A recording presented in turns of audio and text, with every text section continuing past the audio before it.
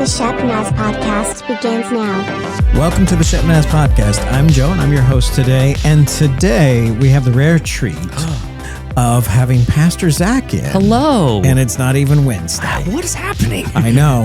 There's another button I really want to hit right now. It feels really weird not hearing it. Like really weird. But I'm not hitting that button because it is not Wednesday. It is actually Monday. And we're here to talk both today and tomorrow about your sermon from this past Sunday. Especially now that you are the Reverend. I am Zachary. indeed a Reverend. And I'm wondering, is this your first message at Shepherd since the official ordination? It is indeed. Oh. It is indeed. So that just brought a whole different level to it. Yeah. You know? I mean, I got to wear a better suit next time. I don't know what I'm doing. Oh, well, there's still the stretchy suit. I do have the stretchy suit. I will not be wearing the stretchy suit. But it's available. Yeah, I mean, it's there. It's there. All right. So, obviously you got to preach in our Summer Psalms series.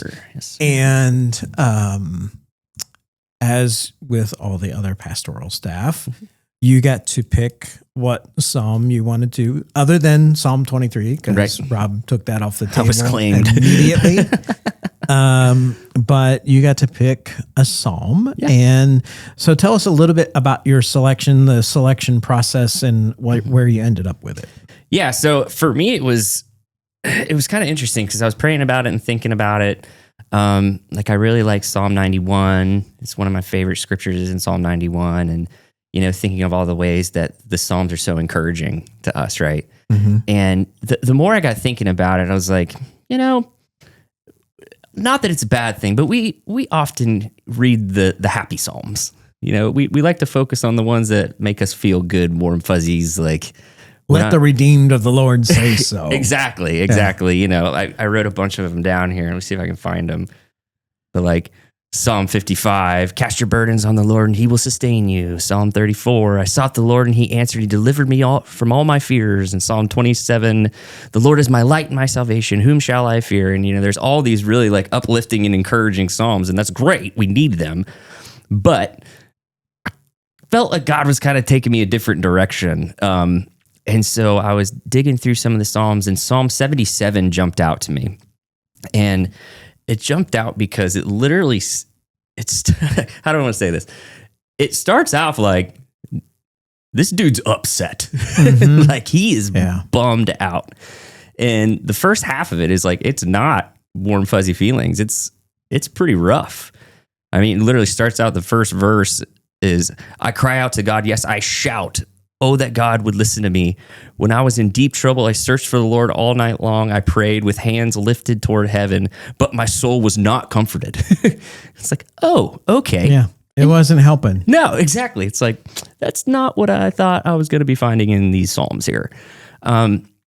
So I feel like one of the reasons that the Lord really pulled me to this scripture, and I hope I didn't offend anybody by saying this, but if we're getting real, Christians, we stink at being sad. Mm-hmm. We stink at it. We look at it as if it shows weakness, or we have a lack of faith, or I'm not a good enough Christian because I'm letting my emotions control me right now.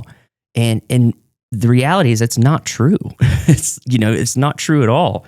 And so often, and I'm just as guilty as anybody, coming into church on Sunday morning with my giant smile and shaking hands, and everybody's like, how you doing? I'm doing great. How are you doing? On the inside, I'm like, I'm going to die. Right. And how many opportunities I missed to have somebody encourage me or to lift me up in prayer because I was lying to them about what I was really going through.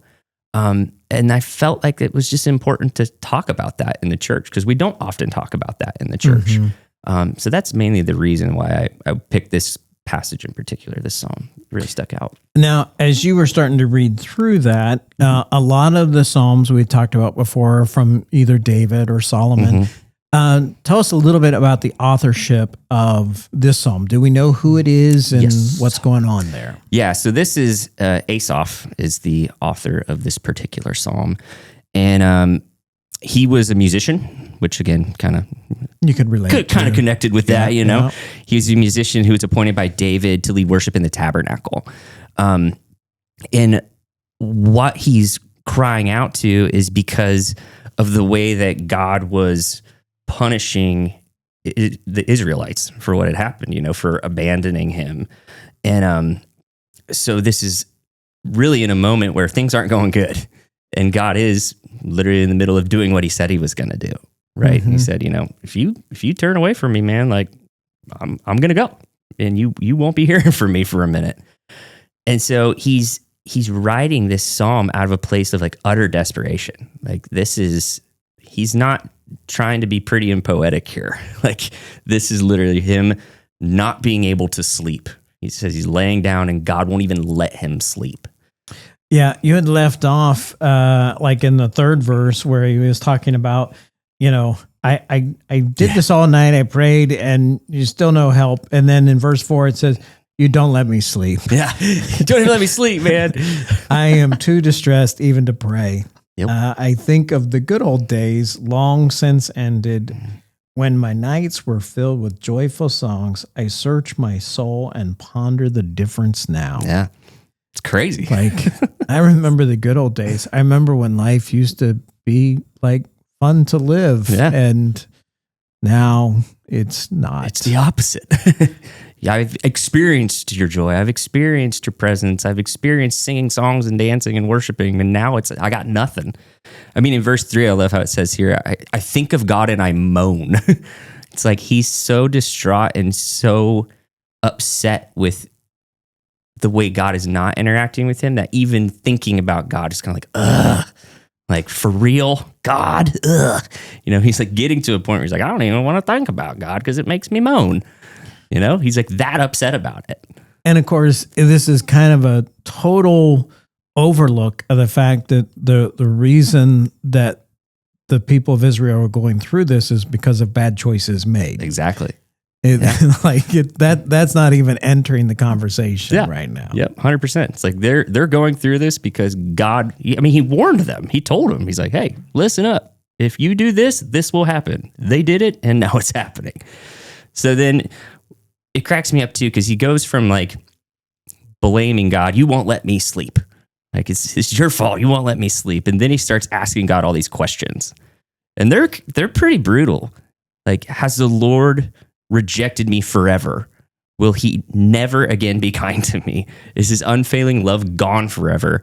Have his promises permanently failed? Has God forgotten to be gracious? Has he slammed the door on his compassion? And I said, this is my fate. The Most High has turned his hand against me. Completely like, not only are you not here, but now you've just turned against me completely. Like, you did this to me. This is your fault. Yeah. And, you know, it makes me think, if there isn't an attempt at manipulation here, like and I wonder, maybe our prayer life sometimes gets guilty of that, of like, I want to try to guilt God into doing something for me. Right. And so I'm in this situation, he's like, oh, nobody loves me. And you just treat me awful. And are you going to reject me forever? Are you ever going to provide a way out? Are you? Right. And so like, just kind of baiting God to say, it'll be okay. Right. You know, I'll stop. Yeah. I'll give you a hug and it'll all be over. Yep. And it's this kind of manipulation in prayer life where it's like, I'm trying to force God's hand by saying, you're being mean. Yeah.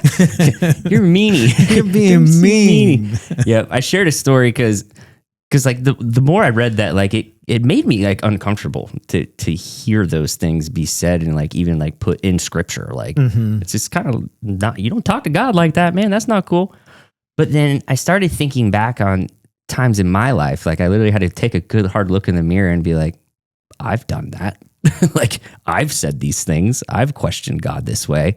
And I shared a story about there's this weird season of my life. Kristen and I just got engaged. And one of the stipulations for me marrying Kristen when I asked her dad was that I had to get a real big boy job.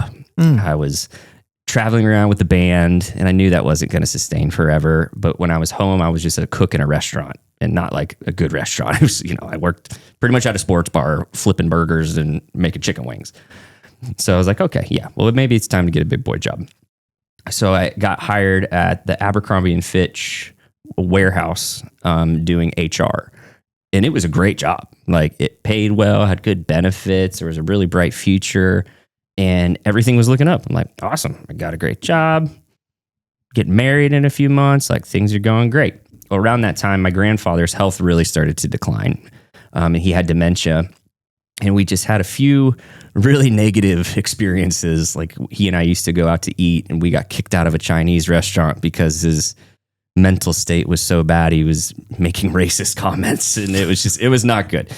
And then, so all this is happening, and show up to work one day out of the blue. Everything was going great. And my boss calls me into his office, and he's like, hey man, hate to break it to you, but the company's made some changes and we have to lay off 700 people. And since you're the first or the most recent hire here, we got to let you go. And like, you got to pack your stuff up and leave now. This was on a Wednesday. I remember, because I had to leave to drive to Grove City to go to church and lead for the teens that night, to lead worship. And so I'm already like, you've got to be kidding me. Like, my grandpa's dying. I just lost my job. I'm getting married soon. And of course, on the way to Grove City, while I'm driving and just yelling my grievances at the Lord, I wasn't paying attention to my speed and got pulled over and got a pretty hefty speeding ticket. Nice. And so at this point, I'm like screaming at God, saying these same exact things. I'm like, seriously, man, I'm on my way to church to serve you. I lost my job. I got a ticket. My grandpa's dying. Like, what is happening? Like, where are you, dude? And so I've been there. I've said those things. Like, they're just real emotions. So I can't read something like this and be offended at it, because I've done the same exact stuff. Yeah, maybe we've not been brave enough to put pen to paper and actually write it down. Right.